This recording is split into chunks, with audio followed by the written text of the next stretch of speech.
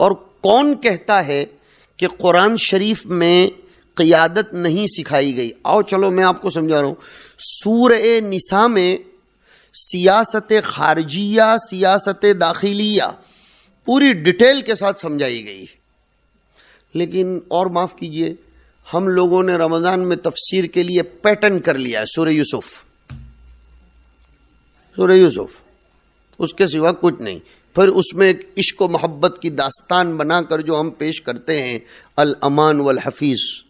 نہیں. حضرت پیر ذوالفقار صاحب دامت برکاتہم کی کتاب ہے، شاید آپ کی نظر سے گزری ہو یا سنا ہو، سورہ یوسف کے 101 فوائد. اس کو پڑھیے، اس میں سے فائدے نکالیے. اور اس زمانے میں سورہ کہف کی آیتوں کی تفسیر کرنا امت کو فتنوں سے بچانے کے لیے انتہائی مفید. سورہ کہف بالخصوص اس کے ابتدائی 3 رکوع نہ یاد رہے تو اپنے پاس لکھ لیجئے تاکہ آنے والے رمضان میں کام آ جائے. سورہ کہف کے ابتدائی 3 رکوع بہت اہم، مؤثر اور امت کو فتنوں سے باخبر کرنے کے لیے زبردست کام آنے والی آیات کریمہ ہیں. یہی تو وجہ ہے کہ حدیث شریف میں فرمایا گیا کہ جس نے سورہ کہف کی 10 آیتیں برابر پڑھ لی، یاد کر لی، تو وہ مسیح دجال کے فتنے سے محفوظ. کیا بات ہے ان آیتوں میں؟ ان آیتوں میں جو معنویت ہے وہ سوچنا چاہیے. دوسرا، ہمارے معاشرے کو اسلام پر لانے کے لیے اور افراد کو بنانے کے لیے، سماج کو پاکیزہ بنانے کے لیے سورہ نور، اس کی ایک ایک آیت پر آپ زبردست تفسیر کیجئے اور اس میں غور کیجئے. یہ ہماری ذمہ داریاں ہیں. یہ صرف مدرسے میں پڑھانے والے علماء کے لیے نہیں کہہ رہا ہوں، مکاتب کے علماء کے لیے بھی. اور آپ میں سے ہر امام اپنی اپنی مسجد میں ہفتہ واری، اگر یومیہ نہ صحیح، ہفتہ واری درس قرآن کا آغاز فرمائیں. درس قرآن ہفتے میں 1 مرتبہ آپ کا ہونا چاہیے. میں برہان پور جایا کرتا ہوں مدھیہ پردیش میں. اللہ تعالیٰ نے ہمارے ایک نوجوان کو قبول کیا ہے. میں یہ سمجھ رہا ہوں کہ اس نے ایک مسجد میں درس قرآن شروع کیا. اسی شہر کی دوسری مسجد والوں نے بولا فلاں دن ہمارے یہاں آؤ، تیسری مسجد والوں نے بولا فلاں دن ہمارے یہاں آؤ. اس کا پورا ہفتہ شیڈیول ٹائٹ، ماشاءاللہ. روزانہ درس قرآن الگ الگ مسجدوں میں کر رہے ہیں، جس کی بنیاد پر میں اس کے ثمرات بھی دیکھے کہ نوجوانوں کی ایک بہترین ٹیم تیار ہوئی. دیکھو یاد رکھو، قرآن کے بغیر امت میں انقلاب پیدا کرنا این خیالستو محالستو جنو. بھائی دوستو بزرگو، اس سے امت میں انقلاب نہیں آنے والا. فکری عملی انقلاب تو آیا، میں تسلیم کر رہا ہوں، لیکن فکری انقلاب لانے کے لیے قرآن کریم کو حرز جان اور حرز عمل بنانے پر امت کو آمادہ کرنا پڑے گا. اور اگر آپ نہیں کریں گے تو گلستان سعدی پڑھ کر آئے ہو، خانہ خالی را دیومی گیرت. اب ذرا کڑوے الفاظ سننے پڑیں گے. ہم علماء دیوبند نے مسجدوں میں تفسیریں کرنا بند کر دی تو مودودیت کے فتنے سے متاثر لوگ تفسیر کرنے بیٹھے.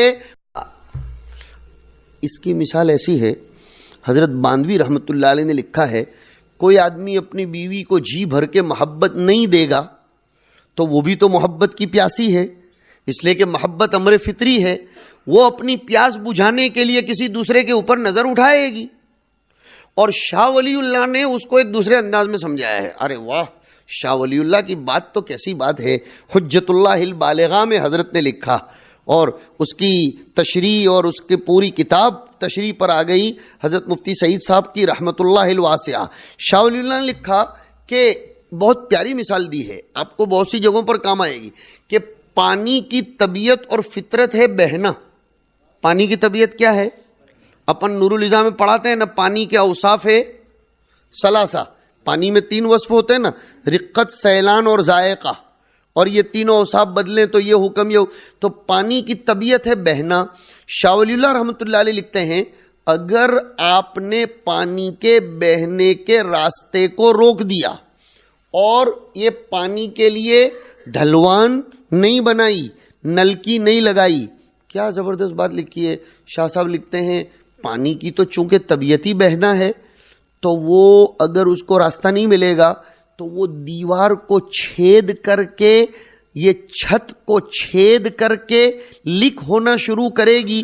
اسے کوئی لینا دینا نہیں کہ چھت کا نقصان ہو رہا ہے یا کیا ہو رہا ہے، اسے تو بہنے سے مطلب.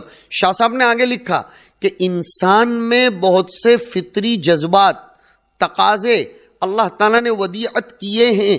اگر ان جذبات کے استعمال کے لیے اس کو جگہ فراہم نہیں ہوئی تو وہ ناجائز طریقوں سے بھی بہنا شروع کر دیں گے، وہ غلط طریقوں سے بھی. اب میں اس کو آج کے اپنے اس پروگرام پر لاگو کرتا ہوں.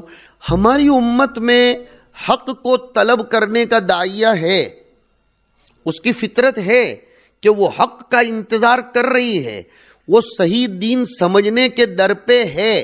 اگر ہم نے نہیں دیا تو وہ دین نیٹ سے سمجھنا شروع کر دے گی، وہ دین کو ڈاکٹروں سے سمجھنا شروع کر دے گی، وہ دین کو پھر اہل فتنہ سے شروع کرے گی. میرے نزدیک قادیانیت، عیسائیت، غیر مقلدیت، ان سب فتنوں کے عروج پانے کی بنیادی وجہ ہے مکاتب کے نظام کا کما حقہ نہ چل پانا. میں نے کما حقہ کی قید لگائی ہے. بہت سی جگہوں پر تو مکاتب کا نظام چلتا ہی نہیں، اور بہت سی جگہوں پر وہی بات ملازمت ہے، ملازمت، خدمت نہیں.